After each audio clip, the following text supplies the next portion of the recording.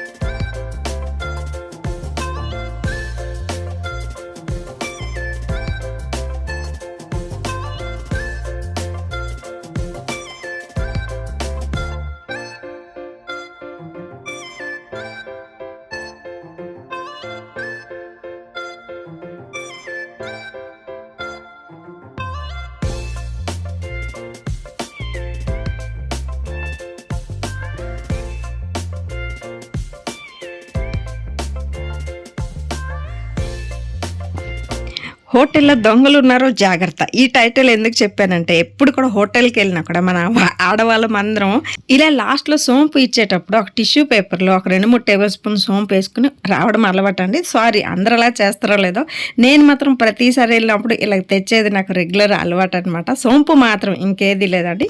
మీరు నాలాగా ఉంటే నాకు కూడా ఒక బ్యాచ్ దొరికిందని ఖుషి అవుతాను. ఓకేనండి.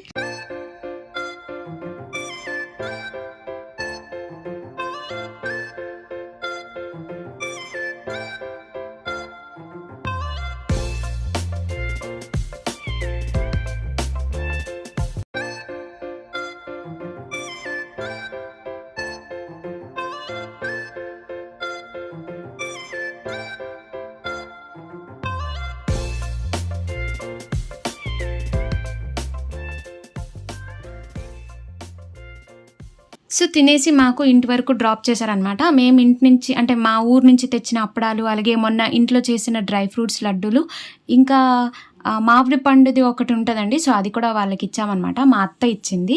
సో ఇప్పుడైతే వాళ్ళ ఇంటికి వెళ్ళిపోతున్నారు. మేము కూడా ఇంటికి వెళ్ళి పడుకుంటాం. టైం అయితే నైట్ చాలా అయిపోయింది.